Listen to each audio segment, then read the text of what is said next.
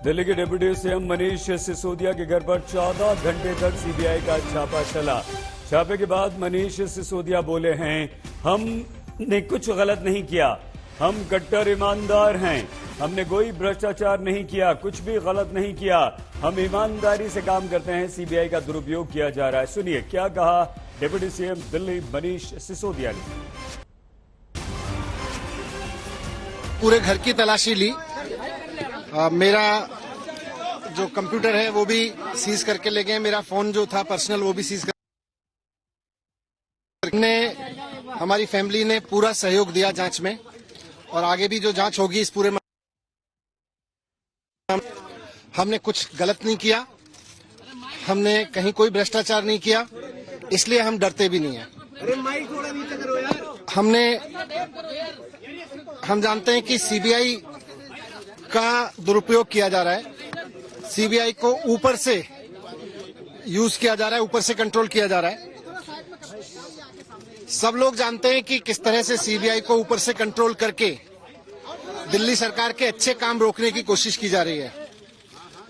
हम लोग ईमानदार लोग हैं, कट्टर ईमानदार लोग हैं, ईमानदारी से काम करते आए हैं। पिछले 7-8 साल से जब से राजनीति में आए, ईमानदारी की राजनीति करते आए हैं। हमने कहीं कुछ गलत नहीं किया और आगे भी करते रहेंगे। हमने बहुत ईमानदारी से काम करते हुए दिल्ली में स्कूल बनवाए और लाखों बच्चों का भविष्य संवारा है। हमने ईमानदारी से काम करते हुए अस्पताल बनवाए हैं, लाखों लोगों को इलाज मिला है, लाखों लोगों की दुआएं हैं, लाखों बच्चों की, उनके पेरेंट्स की दुआएं हैं। हम उनके लिए काम करते रहेंगे। केंद्र सरकार जितना दुरुपयोग करना चाहे सीबीआई का कर ले, क्योंकि हमने कुछ गलत नहीं किया, इसलिए हमारा कुछ नहीं बिगाड़ सकते। ये लाख रोकने की कोशिश करें, लेकिन स्कूल अस्पताल का काम, लोगों को अच्छी शिक्षा देने का काम, अच्छा इलाज देने का काम दिल्ली सरकार रोकेगी नहीं।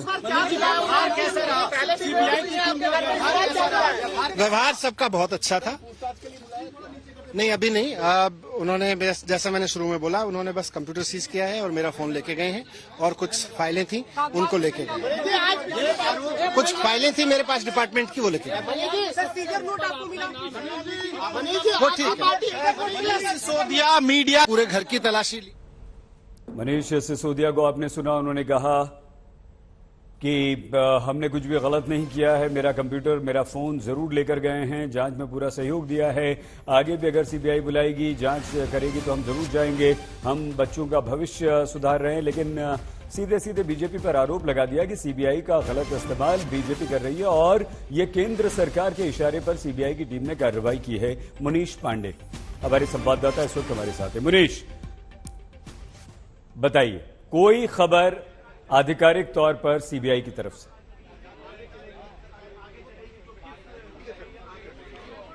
जी देखिए, सीबीआई के सूत्रों का ये कहना है कि उन्होंने पूरे घर की छापेमारी की। छापेमारी के दौरान उन्होंने जो मनीष सिसोदिया का लैपटॉप था, उसके अलावा जो कंप्यूटर था उनका, और जो मोबाइल फोन थे, इन सभी को सीज कर लिया गया।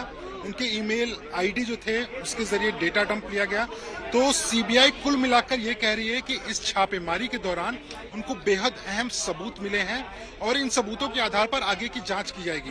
लेकिन मनीष सिसोदिया के घर के सामने मैं मौजूद हूँ। थोड़ी देर पहले ही यहाँ पर मनीष सिसोदिया आए थे। एक बार फिर से मैं आपको तस्वीरें दिखा दूं। अभी भी देखिए, पुलिस की भारी मौजूदगी है यहाँ पर, मीडिया का जमावड़ा है, और मनीष सिसोदिया बाहर आए 14.5 घंटे की छापेमारी के बाद, और आने के बाद जो उन्होंने मीडिया में बयान दिया उसमें उन्होंने इस बात को कबूला कि सीबीआई ये तमाम मोबाइल फोन और कंप्यूटर लेकर गई है। लेकिन एक बार फिर से उन्होंने वही कहा कि सीबीआई का गलत तरीके से दुरुपयोग उन लोगों के द्वारा किया जा रहा है जो कि ऊपर पहुंचे हुए, यानी कि केंद्र सरकार। और दूसरा, उन्होंने फिर से वही बात कही कि हम लोग ईमानदार, और कट्टर ईमानदार शब्द का उन्होंने दोबारा प्रयोग किया। तो कहीं ना कहीं वो कह रहे हैं कि हमने कोई भ्रष्टाचार नहीं किया है। लेकिन वही सीबीआई की अगर बात करें तो सीबीआई ने अपने एफआईआर में साफ तौर पर कहा है कि मनीष सिसोदिया से जुड़े 2 ऐसे लोग थे। एक का नाम है अमित अरोड़ा, दूसरे का नाम है अर्जुन पांडे। इन दोनों लोगों ने लिकर लॉबी से, शराब माफिया से 1 करोड़ रुपए बैंक अकाउंट के जरिए और 2 से 4 करोड़ रुपए कैश में लिए हुए थे। तो सीबीआई ने सीधा आरोप लगाया हुआ है कि मनीष सिसोदिया के पास इस एक्साइज पॉलिसी को बदलने में उसका दुरुपयोग करने की वजह से उनके पास में पैसे आए थे। ये सीबीआई ने आरोप लगाया, और सीबीआई का कहना है कि आगे इस मामले में मनीष सिसोदिया को दोबारा पूछताछ के लिए बुलाया जाएगा, और पूछताछ के बाद ये तय किया जाएगा कि आखिरकार उन्हें गिरफ्तार करना है या फिर नहीं।